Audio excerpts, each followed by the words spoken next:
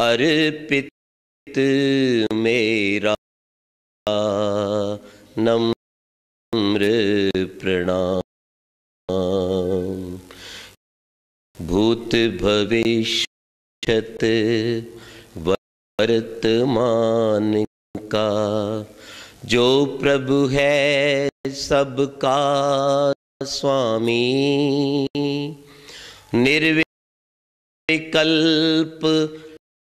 आनंद रूप जो है सबका अंतर्यामी। पृथ्वी जिसके चरण तुल्य है, अंतरिक्ष है उदर समान। मस्तक पर जिसके तारों का तीन लोक है ज्योतिर्मान। उस महान जगदीश्वर को है अर्पित मेरा नम्र प्रणाम। नम्र प्रणाम, नम्र प्रणाम, नम्र प्रणाम।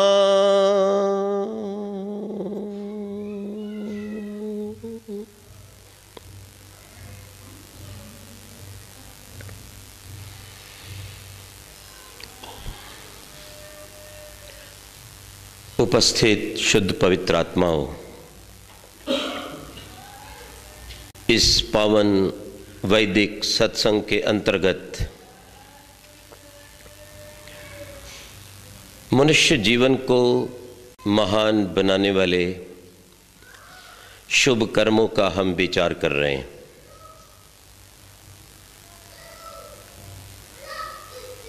हम इंसान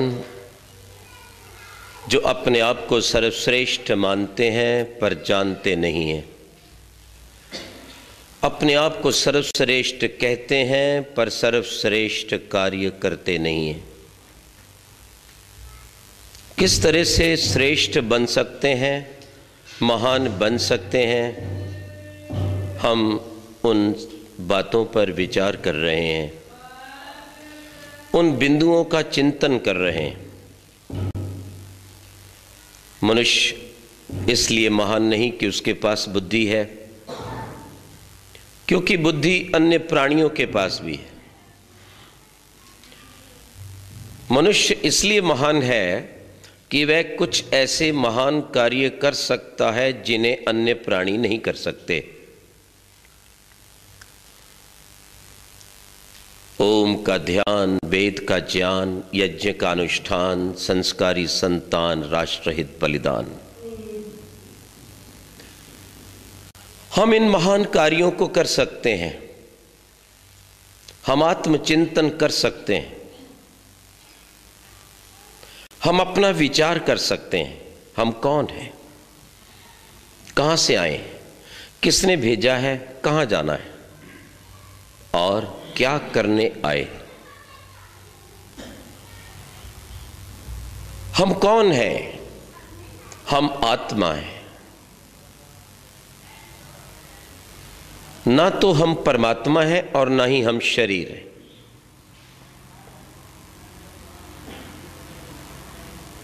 यदि हम परमात्मा होते तो हम दुखी ना होते, हम चिंतित ना होते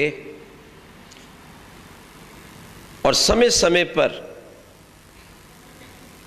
अपने अज्ञान के कारण हम पाप ना करते। हीरे का टुकड़ा हीरा होता है, सोने का टुकड़ा सोना ही होता है, और शहद की एक बूंद भी शहद होती है। यदि हम परमात्मा के अंश भी होते तो हम परमात्मा जैसे तो होते, पर नहीं। इससे पता चला कि हम परमात्मा के अंश भी नहीं हैं, हम कुछ अलग हैं। हम छाया भी नहीं हैं, क्योंकि परमात्मा एक अभौतिक वस्तु है, एक सर्वव्यापक निराकार सर्वज्ञ आनंद युक्त सृष्टिकर्ता चेतन शक्ति है। परमात्मा एक चेतन शक्ति है, सपर्यागात शुक्रम अकायम, व्यापक है, शरीर रहित है, न तस्य प्रतिमास्ति, उसकी कोई प्रतिमा नहीं बन सकती क्योंकि उसका शरीर नहीं है। और जब शरीर नहीं है तब छाया कैसी है, और जब छाया होती नहीं तो हम उसकी छाया कैसे हो सकते हैं।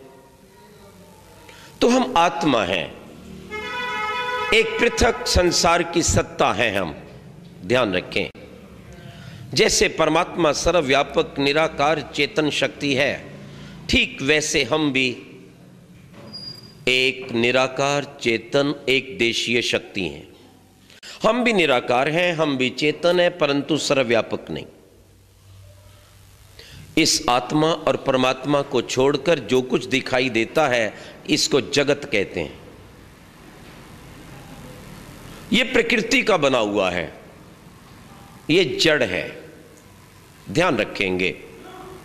परमात्मा सत्य चित आनंद है, सदा रहता है, चेतन है, आनंदमय है। जीव सत्य और चित्त है, यह भी सदा रहता है। नैनम छिन्नन्ते शस्त्राणि नैनम दहति पावका, परंतु आनंद युक्त नहीं है, सदा रहता है, चेतन है, और इसी के कारण हमारे शरीर में चेतना है। और जब यह चेतना समाप्त होती है तो व्यक्ति कहते मर गया, आत्मा निकल गया। शरीर चेतन नहीं, जड़ है। शरीर की चेतना का कारण आत्मा है, शरीर की चेतना का कारण परमात्मा भी नहीं है, ध्यान रखना। क्यों? जब आत्मा शरीर को छोड़ देता है तो क्या उसमें परमात्मा नहीं होता? होता है, क्योंकि परमात्मा तो सर्वव्यापक है। ईशावास्यम इदम सर्वम, और उस परमात्मा को किसी वस्तु से कोई व्यक्ति कभी भी अलग नहीं कर सकता। तो परमात्मा तो होता ही है, शरीर में आत्मा हो या ना हो, शरीर जीवित हो या मुर्दा हो, परमात्मा रहता है। परंतु परमात्मा के होते हुए भी शरीर में चेतना नहीं होती। इससे यह सिद्ध हो जाता है कि शरीर की चेतना का कारण परमात्मा नहीं, आत्मा है। ध्यान दें, प्रकृति अपने आप में सदा रहती है, उसमें एक गुण है, परंतु ना तो वो चेतन है और ना ही आनंद युक्त है। आत्मा जो परमात्मा और प्रकृति के मध्य है, जो जगदीश्वर और जगत के मध्य में है, ये आत्मा सदैव ये चाहता है कि उसे स्थायी सुख मिले, शांति और आनंद मिले। ध्यान रखना, ये जब जब प्रकृति के साथ जुड़ता है तब तब इसके अंदर दुख आदि विकार उत्पन्न होते रहते हैं। जितना जितना ये प्रकृति से अलग हटकर परमात्मा के साथ जुड़ता है, उतना उतना इसमें आनंद और स्थायी सुख होता है। ये देखिए, इन हाथ की उंगलियों को देखिए, आप बात समझ जाएंगे। ये 5 उंगली हैं, ये ईश्वर मान लीजिए, ये आत्मा मान लीजिए, और ये त्रिगुणात्मक प्रकृति है। याद रखिए, सतोगुण, रजोगुण, तमोगुण, ये प्रकृति है। और आप देखिए, जैसे ही आत्मा परमात्मा को छोड़ेगा प्रकृति के संग हो जाएगा, और जैसे प्रकृति के संग होता है तो फिर उसके अंदर वही सुख दुख, जीना मरना प्रारंभ हो जाता है। और जब जब यह प्रकृति को छोड़कर परमात्मा की साधना में लीन होता है, त्यों त्यों ये उस भगवान के आनंद को, स्थायी सुख को, शांति को प्राप्त करता है। इस बात को समझें। मनुष्य अपनी इच्छा से धरती पर आता है, किसी भी मनुष्य को परमात्मा जबरदस्ती धक्का नहीं देता, और भेजते समय परमात्मा स्पष्ट कहता है, अश्वत्थो विनिषदनम, ये तेरा ये संसार बड़ा अस्थाई है, याद रख, इसका कोई भरोसा नहीं है कब तेरे से छूट जाए। और परम पिता परमात्मा वेद के मंत्र द्वारा भी हमें जगाने का प्रयास करता है। मो सुवर्ण मृण्मयम गृहम राजन अहंगमम मृडा सुक्षत्र मृडय। परमात्मा हमें जगाता है, समझाता है। जैसे बाल्यकाल में बालक छोटा होता है तो मां उसे समझाती है, तू कौन है, मैं कौन हूं, मेरा नाम क्या है, वो बताती है माता। अगर मां बालक को बाल्यकाल में ये सब ना बताए तो किसी भी बालक को पता नहीं चल सकता कि उसकी माता कौन है। माता ही बता रही है। लेकिन यदि माता किसी बालक को बताए कि मैं तेरी माता हूं, तो इसका यह अर्थ नहीं निकलता कि बताने वाली मां नहीं है, कोई और है। कुछ लोगों की ऐसी शंका है, मां भी तो बता सकती है कि मैं तेरी मां हूं, तू मेरा पुत्र है। तो उस पैदा करने वाली जगदम्बा माता ने, उस परमेश्वरी देवी ने जब सृष्टि के आदि में हमें वेद का ज्ञान दिया तो स्वयं बताया, समझाया कि मैं तुम्हारी माता हूं, तुम मेरे पुत्र हो। और इसलिए वो परमात्मा एक माता के रूप में हमें संस्कार देता है, वेद मंत्रों के द्वारा समझाता है। तुम कहां खड़े हो, मो सुवर्ण मृण्मयम गृहन राजन अहंगमम मृडा सुक्षत्र मृडय। कोई माता ये नहीं चाहती कि उसकी संतान दुखी हो, तो फिर माताओं की माता ये कैसे चाहेगी कि हम दुखी हों। तो परमात्मा सचेत करता है, देख बेटे, ये घर जो तुझे मिल गया है, इसी घर के ही दीवानेपन में मत रहना। ये मृण्मयम, ये तेरा घर एक मिट्टी का घरौंदा है और इसका कोई भी स्थायी स्थान नहीं है संसार में। ध्यान दो। अच्छा हो कि इस बार तो तुमने ये घर ले लिया, ये मिट्टी का घरौंदा तुम्हें मिल गया, जिसका कोई भी समय नहीं है आने जाने का, टूटने का, समाप्त होने का, अनिश्चित है। लेकिन मेरी ये इच्छा है बेटे, अब तुझे अगर ये मिट्टी का घर मिल ही गया तुम्हारे कर्मों से, तो अगली बार इस घर को प्राप्त मत करना। अगली बार तुम मेरे आनंद में ही रहना और प्रतिदिन, प्रति पल, प्रति जीवन में उस शोक को, मृत्यु को प्राप्त करके दुखी मत होना। याद रखो इस बात को। व्यक्ति संसार में उत्पन्न होता है और जन्म के पश्चात वो इस संसार के दर्शन करता है, बहुत से दुखों को प्राप्त करता है। कभी बालक के सामने माता की मृत्यु हो जाती है, कभी पिता की मृत्यु हो जाती है। ध्यान दीजिए, प्रतिदिन का खेल है। कभी हाथ पैर टूट जाता है और कभी लंबी बीमारी में जकड़ा जाता है।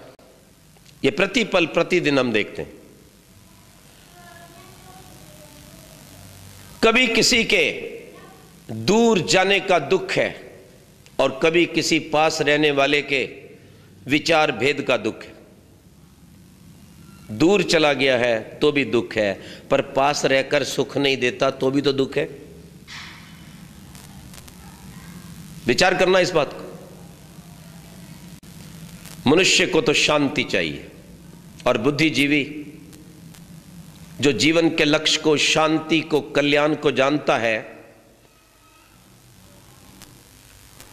वो उन सब चीजों को हटाना चाहता है जो उसे अशांति देती हैं, जो क्षण भंगुर हैं, जो नष्ट होने वाली हैं, जिनकी अकाल मृत्यु आने वाली है। उन वस्तुओं को नहीं चाहता ज्ञानी। ध्यान रखिएगा।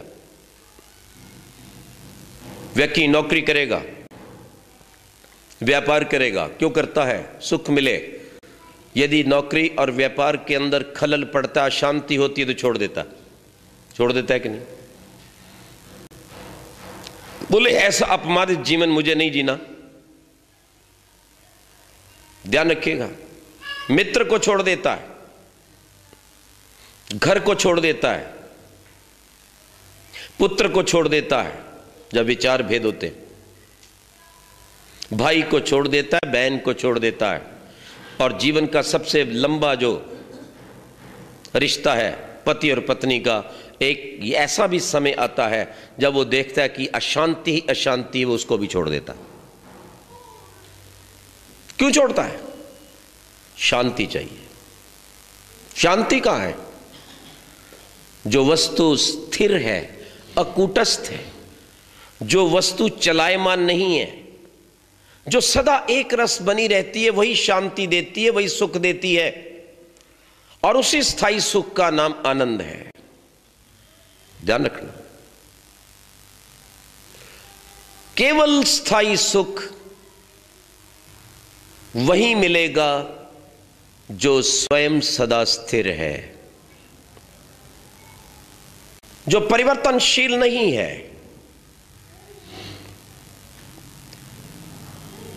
जो भी परिवर्तनशील वस्तु है, जितनी भी परिवर्तनशील वस्तुएं और व्यक्तियां हैं, वे सब दुख का कारण है।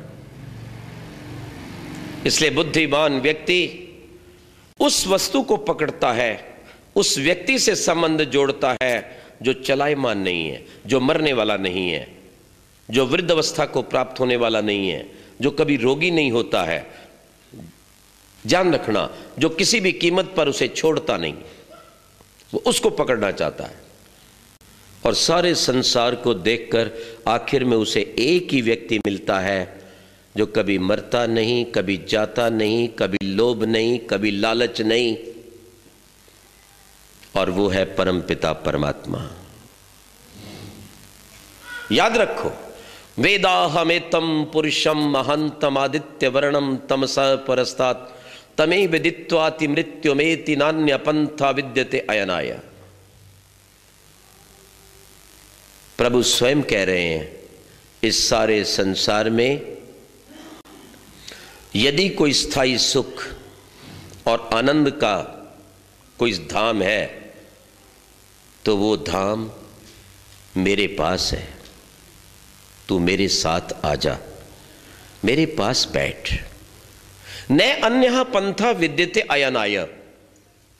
ओ प्रिय, इस धाम को छोड़कर और कोई धाम नहीं, इस मार्ग को छोड़कर कोई मार्ग नहीं है, और वो धाम, वो स्थान कहीं और नहीं है, वो तेरे भीतर है। अग्ना याही वीतये घृणानु हव्य दाते निहोता सत्सिबर्षे। वो आनंद का धाम, सदा सुख और शांति देने वाला स्थान, सदा आनंद से भरपूर कर देने वाली यदि वो स्थिति, यदि वो व्यक्ति कहीं है तो तेरे भीतर है और बाहर कहीं नहीं। याद रख इस बात को। पर व्यक्ति इस बात को समझता नहीं है। जरा विचार कीजिए, आपका ये कौन सा जन्म है? आप इससे पहले कितनी बार मरे? बहुत से लोग हमारे बीच में बैठे होंगे जिनकी माता की मृत्यु हो गई। माता कितना प्यार करती है, लेकिन आप सदा के लिए माता को नहीं रख सकते। किसी का पिता चला गया जिसने उसे योग्य बनाया, खड़ा किया और संसार की विपदाओं से लड़ना सिखाया, लेकिन आप सदा पिता को कभी नहीं रख सकते। एक युवक बहुत ही पितृभक्त था, इंजीनियर था, और वो डॉक्टर से लड़ाई करने लगा, झगड़ने लगा कि आप मेरे पिता को क्यों भेज रहे हो हॉस्पिटल से, यहीं रखो। डॉक्टर ने कहा अब हम इससे आगे कुछ नहीं कर सकते, वो बहुत दुखी हुआ, निराश हुआ, अपने पिता को घर लाया। वो मुझे मिला। वो कहता है मैंने घर लाकर अपने पिता की 1 मास 2 मास 3 मास तक भरपूर सेवा की। वो उठ बैठ नहीं सकते थे, अपने आप कुछ कार्य नहीं कर सकते थे, पर मेरे पिता थे। मैंने हर प्रकार से पूरा ध्यान दिया, लेकिन अंत में देर तक बिस्तर पर रहने के कारण उनके शरीर पर घाव होने शुरू हो गए, बेड सोर्स हो गए।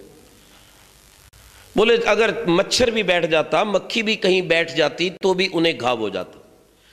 अब शरीर पर इतने घाव हो रहे थे, खा पी नहीं रहे थे पिताजी, प्राण जरूर चल रहे थे, पर यह सारा दुख मुझसे देखा नहीं जाता था। मैंने परमात्मा से प्रार्थना की कि प्रभु अब आप मेरे पिता को ले जाइए। कब तक आप रख सकते हैं किसी को, बताओ? चाहे कितना भी आपका प्यारा क्यों नहीं, पुत्र हो, पत्नी हो, पति हो, कब तक आप रखेंगे? इसलिए ये सारा संसार चलायमान है। याद रखना इस बात को। बहुत से लोग मुझे अपनी यात्रा में मिलते हैं, सर पटकते हैं। किसी का पुत्र, और वो भी इकलौता बेटा, और इकलौता बेटा भी इकलौती संतान, प्रातःकाल की वेला में अपना स्कूटर लेकर किसी परीक्षा के निमित्त निकलता है, कंपटीशन हेतु, और जैसे ही एक चौराहे पर पहुंचता है, उधर पीछे से एक कार भी आ रही है, उसके साथ साथ कार वाले ने जब अपना हैंडल घुमाया, स्टीयरिंग घुमाया, गोल चक्कर पार करने के लिए थोड़ा गलती से अधिक घूम गया, और वो कार जाकर उस बालक पे चढ़ गई, और लगभग 18-19 वर्ष का बालक उसी क्षण उसी स्थान पर मृत्यु को प्राप्त हो गया। बहुत से लोग प्रतिदिन मरते हैं, ध्यान रखना, पर हमें दुख किसका होता है? कितने लोग मर रहे हैं, कितनी संतानें मरती हैं, कितने बच्चे मरते हैं डूबकर, कटकर, मरकर, सांप से, आग से, आतंकवाद से। कितने घर में पिता मरते हैं, माता मरती है। कोई ऐसा घर नहीं होगा जहां कभी किसी की मृत्यु ना हुई हो, पर हमें कष्ट कब होता है? जब हमारे घर में मृत्यु हुई हो। हम जाते जरूर हैं, शोक भी करते हैं, लेकिन उतना उतना दुख हमें होता है जितना जितना संबंध होता है। अपने भाई वाले का कुछ ज्यादा, अपने से कम, उसके आगे परिवार वाले का थोड़ा और कम, थोड़े और दूर वाले का और कम और कम, और जितना दूर का रिश्ता उतना कष्ट। विचार करना। लेकिन कष्ट तो उतना ही है, दुख उतना ही है, पर हमने अनुभव कम किया और यह हमारा अज्ञान है या नहीं? यानी अपने घर में मृत्यु तो बहुत दुख, खाना पीना भूल जाता है, छोड़ो क्या करना है, खेती दुकान नौकरी कुछ नहीं चाहिए, कोई घर नहीं चाहिए, मैं तो जा रहा हूं छोड़कर, संसार में कुछ नहीं, सब देख लिया। जिस पर जीवन की इतनी आशाएं थी मेरे सामने दम तोड़ गया, मुझे नहीं रहना, मुझे जाना है। और जिस परिवार की वो इकलौती संतान की मृत्यु हुई थी ना, वो दोनों पति पत्नी, क्योंकि और कोई बालक भी नहीं था कि उनका मन बहला देता, 6 मास तक रोते रहे।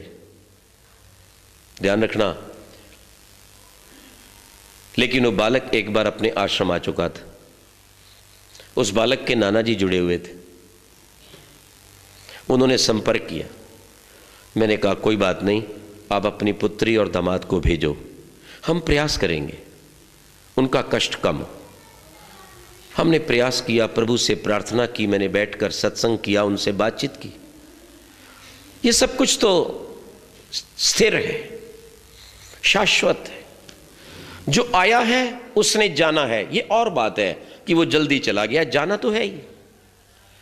जो जन्म लेता है वो मृत्यु का पैगाम देता है आपको। ध्यान रखना इस बात को, कभी भूलना मत। यदि आप कष्टों और दुखों से बचना चाहते हो तो यही एक उपाय है कि जितने ज्ञानवान बनोगे उतने कष्ट दूर होंगे। ज्ञानस्य पराकाष्ठा वैराग्यम।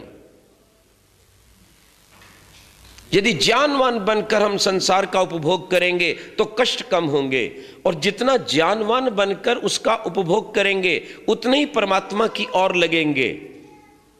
और जितना वैराग्य अधिक होगा ज्ञान से कि ये भी क्षणिक है, ये भी क्षणिक है, ये भी क्षणिक है, वो चला गया, ये चला गया, उसका माता गया, मेरी माता गई, उसके पिता गए, उसका बालक, उसकी बालिका चली गई, मेरी पत्नी चली गई, उसका पति चला गया, अरे मेरा भी तो नंबर लगा हुआ है। अगर आज मैं संसार से चला गया तो मैं क्या ले गया? मूल बात। यदि आज मैं संसार से चला गया तो क्या ले गया? सोचो। जो कमाया है वो जाता नहीं, जो जाता है सो कमाया नहीं। ठीक है? जो कमाया है सो साथ जाता नहीं, जो जाता है वो कमाया नहीं। अगर कोई कहे कमा लो तो हम कहते हैं समय नहीं मिलता। कितना घाटे का सौदा हम कर रहे हैं। हम वो कमा रहे हैं जो जा नहीं रहा, और वो जोड़ नहीं रहे जो जाता है। विचार कीजिएगा। एक नहीं, ऐसी अनेक घटनाएं हैं। मैंने उन बहन जी को इतनी बात कही, जाने वाला आएगा नहीं, और इस कष्ट की संसार में कोई दवा नहीं। अगर इसकी दवा है तो केवल समय, time. Time is the only medicine for this thing, nothing else.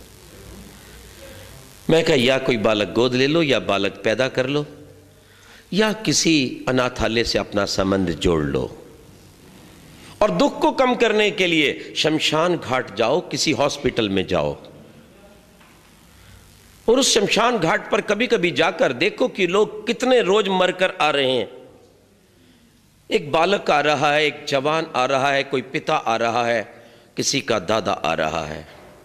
और कभी हॉस्पिटल में जाकर देखा करो तो पता चलेगा इस मृण्मयम गृहम, ये क्षणभंगुर शरीर जिसके ऊपर हम अभिमान करके बैठे हैं, याद रखो, और ये जिस कार्य के लिए मिला था वो कार्य तो किया ही नहीं।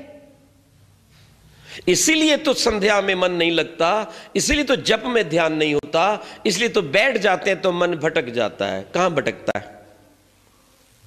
भटक जाता है। कहां भटकता है? किसके लिए भटकता है?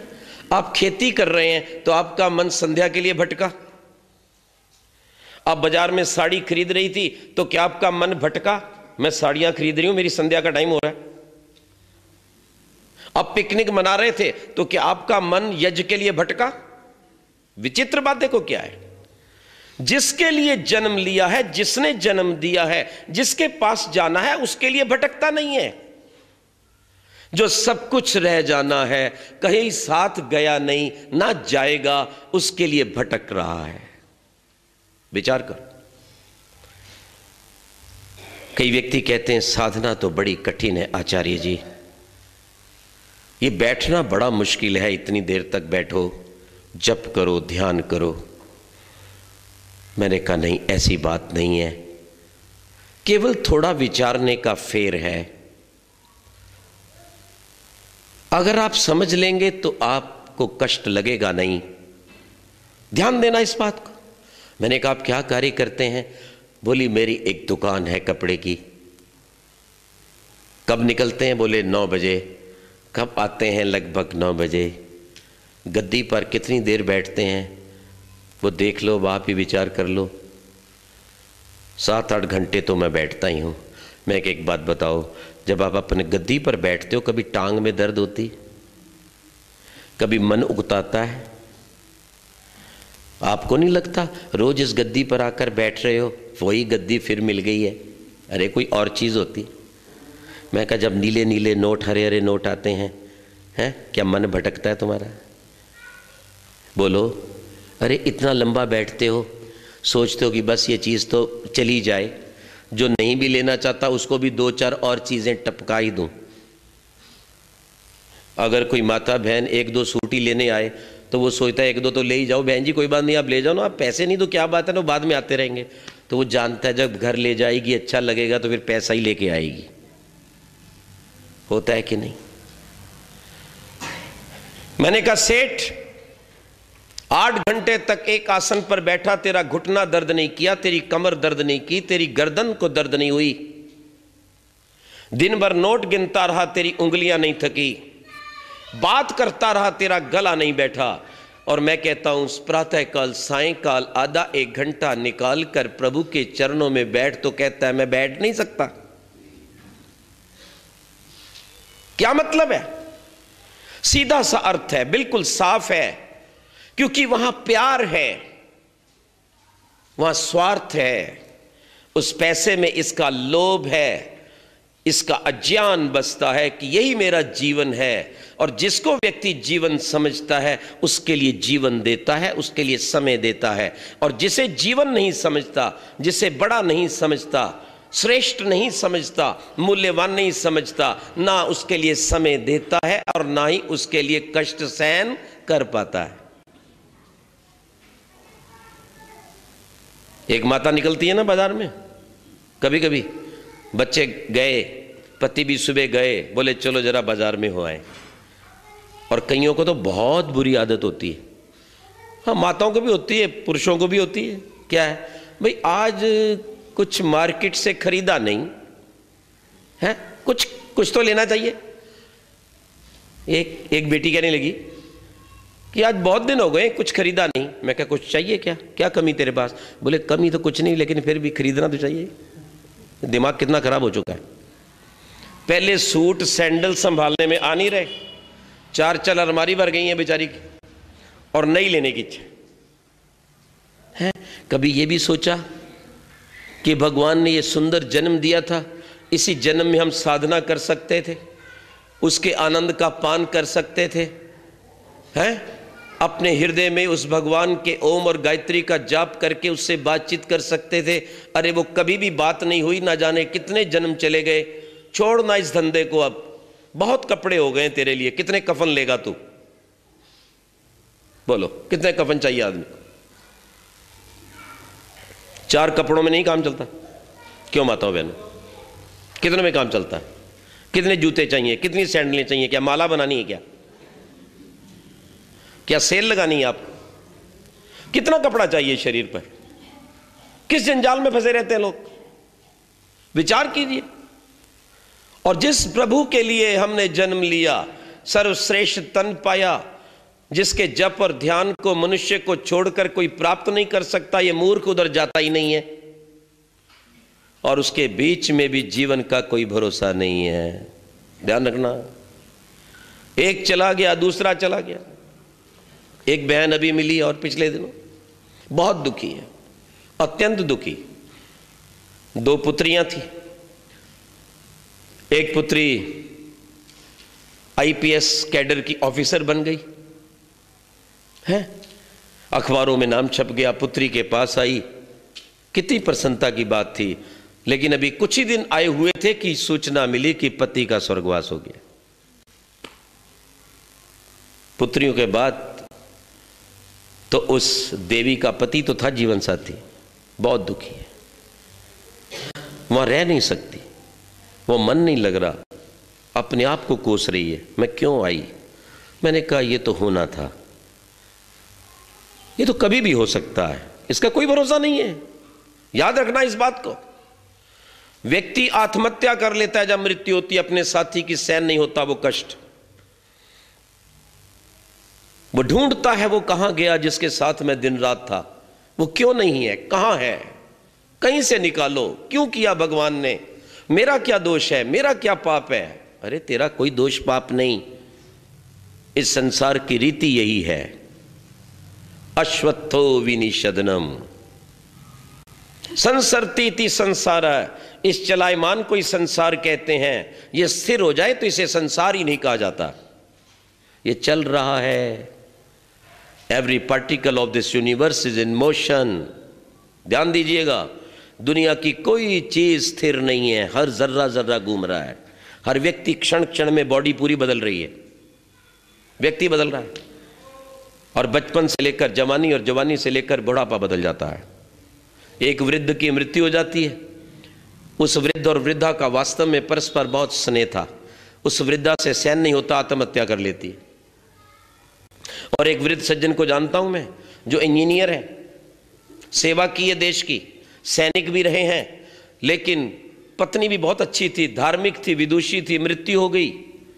5 बच्चों का पिता है, 5 बच्चों का, ध्यान रखना इस बात को। लेकिन मन नहीं लगता, डिप्रेशन में आ गया है, मानसिक रोगी है। कई बार कहते हैं भैया बाहर निकलो, किसी आश्रम में जाओ, भगवान का भजन करो, लेकिन ऐसा रोग है कि उठते बैठते चलते फिरते वो पत्नी ही याद आती है। क्यों? क्यों ऐसा है? क्योंकि हमने अपने जीवन को उस भगवान का समझ कर नहीं जिया। हमने अपने जीवन के लक्ष्य को नहीं पहचाना कि कहां जाना है। हमने तो जीवन यही समझा था, यही समझा था, ये मेरा घर, ये मेरा धन, ये मेरी गाड़ी, ये मेरे बच्चे ठीक ठाक रहें, बस ये मेरा जीवन है। याद रखना, हमने इस पथ को मंजिल समझ लिया, और जब पथ को कोई व्यक्ति मंजिल समझ ले तो वो पथ पल पल में पीड़ित होता है, पल पल में। पथ तो चलता है ना, व्यक्ति आगे बढ़ता रहता है, ये छूट गया वो तो छूटेगा ही। कोई व्यक्ति गाड़ी में बैठा हो और गाड़ी को घर समझ ले, और गाड़ी में जब सफर करते हैं थोड़ी देर के लिए सभी अपने रिश्तेदार बन जाते हैं, माता जी, पिताजी, चाचा जी, मामा जी, आजकल अंग्रेज हैं बने हुए लोग, फटाफट अंकल आंटियां बना लेते हैं। लेकिन एक एक स्टेशन आता है और हर सवारी उतरती जाती है और अनाड़ी रोने लगता है। नहीं, जब छुट्टियां होती हैं ना तो कई बार बच्चे अपने मासी के पास जाते हैं, अपनी नानी के पास जाते हैं, मामा के घर आते हैं, तो दोनों परिवारों के बच्चे इकट्ठे होते हैं, तो 20-25 दिन खूब मिलकर आनंद किया, खेल तमाशा किया, खाया पिया। जब छुट्टी समाप्त होती, जाना पड़ता है तो आदमी रोता है। अटैचमेंट, अज्ञान है उसे, वो भूल गया था कि तुझे वापस जाना है, तू जाने के लिए आया है। और हम भी ये भूल गए हैं कि हम जाने के लिए आए हैं, घर बसाने के लिए नहीं आए। ये तो धर्मशाला है, या तो कितने आए और कितने चले गए। इसलिए प्रभु सचेत कर रहा है और वो भक्त सावधान हो जाता है। प्रभु मैं जान गया हूं, ये मिट्टी का घरौंदा है, ये सदा रहने वाला नहीं है। जब तक मुझे ये मिला है मैं इसका संभाल करूं, इसको आपकी वेदवाणी के अनुसार, आयुर्वेद के अनुसार सात्विक भोजन दूं, अंडा, मांस, शराब, बीड़ी, सिगरेट, चाय, तंबाकू, लाल मिर्च आदि से दूर रखूं प्रभु, प्राणायाम से शुद्ध करूं, व्यायाम से पुष्ट करूं, सेवा के द्वारा इसको प्रकाशित करूं, और आपकी साधना के द्वारा इस घरौंदे का जो मालिक है, जो आत्मा है, उसे आनंदित करूं। वो समझ गया है, भगवान ने समझा दिया है। आप बोला करते हैं ना, पानी का बुलबुला तिस मानुष की जात। दयानंद भी ये बात कहता है।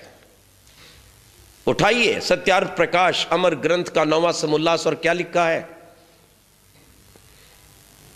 मनुष्य का जीवन ऐसे है जैसे शेर के मुंह में बकरी। पढ़िए,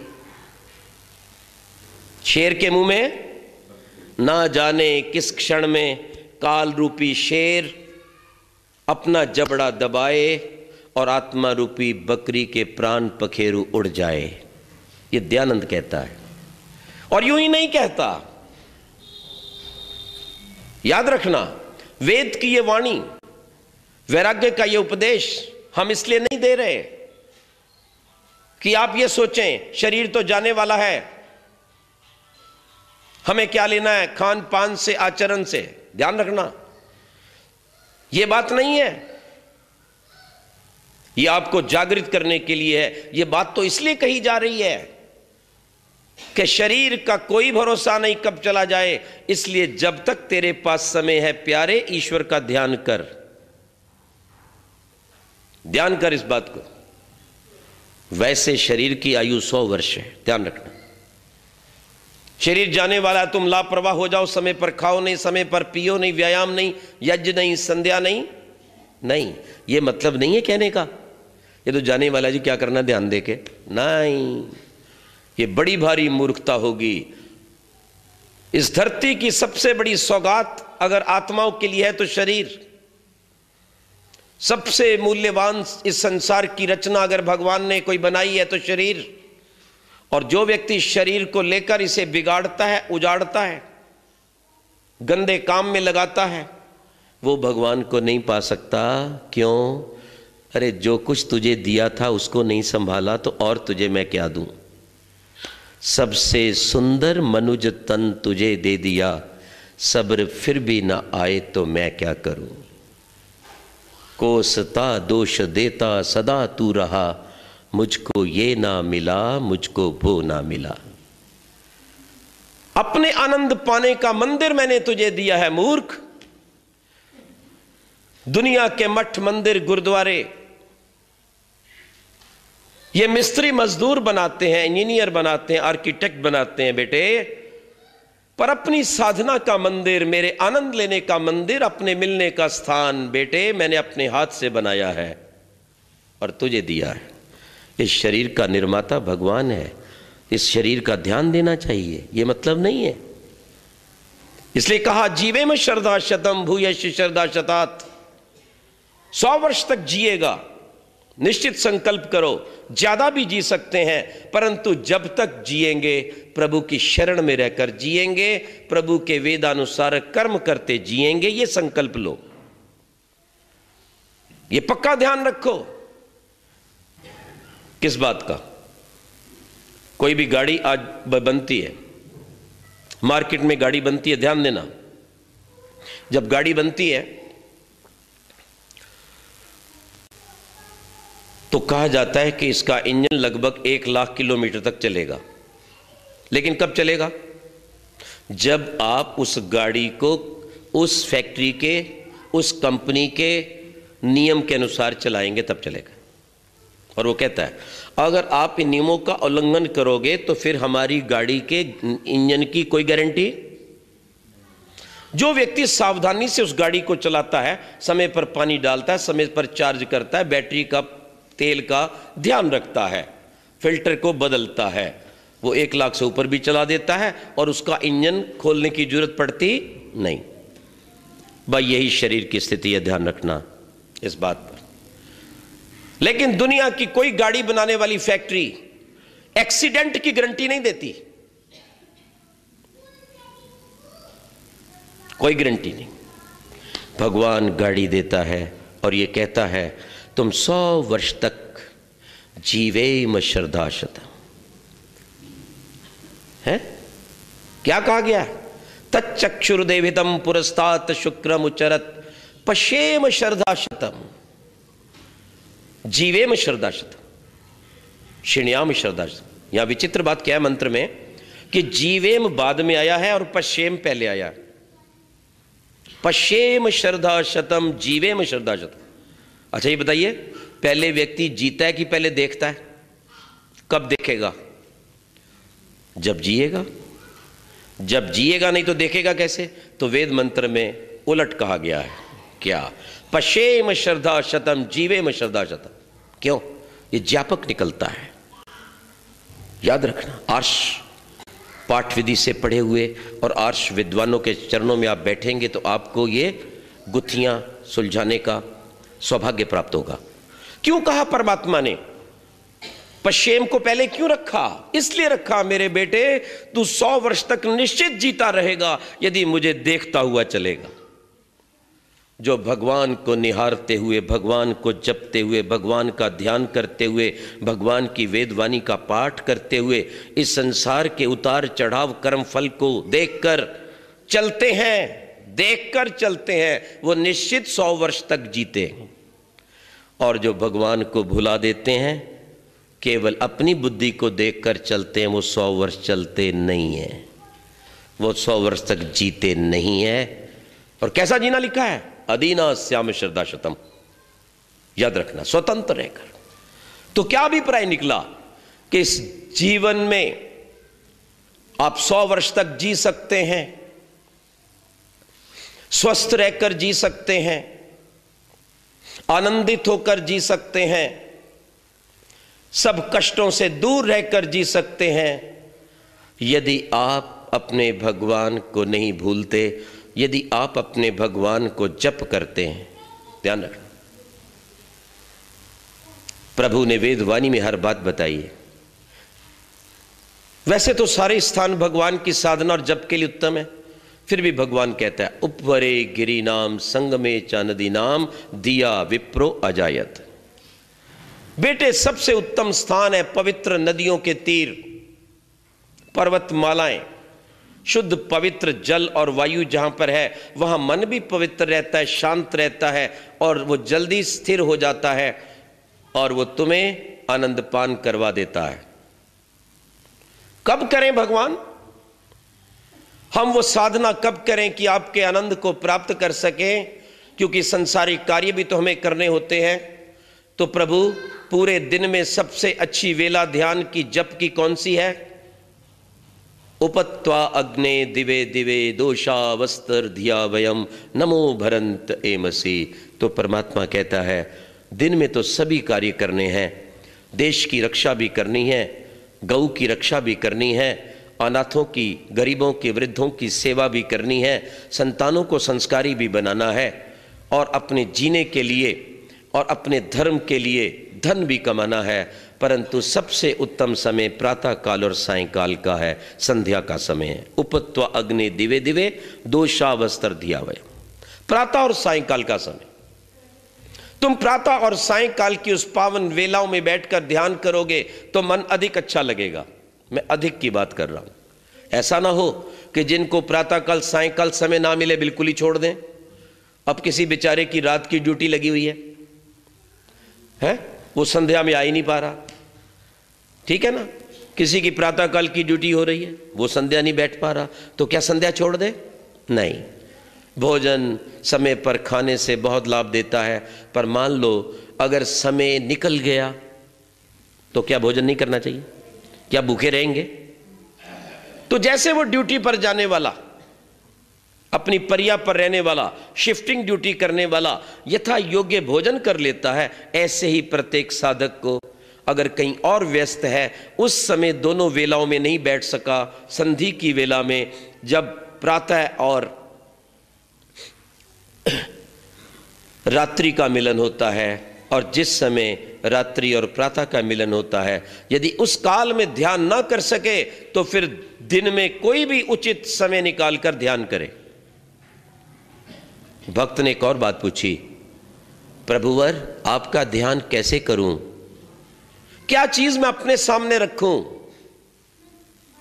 कौन है मेरा प्रतीक जिससे मेरा ध्यान और जप सफल हो सकता है? तो प्रभु ने बिल्कुल स्पष्ट कहा, नमो भरंत एमसी। किसी वस्तु की जरूरत नहीं मेरे पास बेटे, मेरे पास संसार के सारे पदार्थ हैं।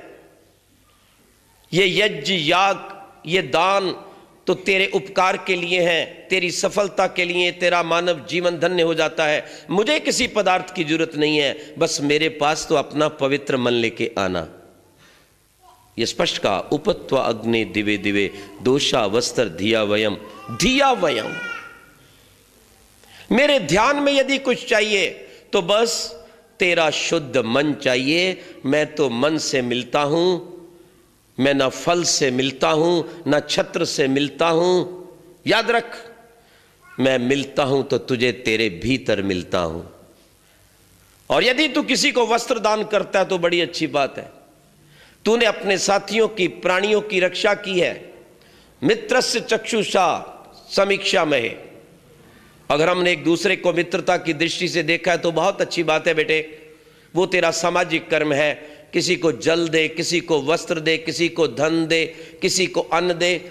विद्वानों को अधिक से अधिक दान दक्षिणा प्रकाशन का कार्य गुरुकुल गौ सेवा में दान कर। अच्छी ध्वजा भी लगा, खूब यज्ञ भी रचा, बहुत बड़े बड़े लंगर भी लगा, अपार कृपा है। क्या कमी है भगवान के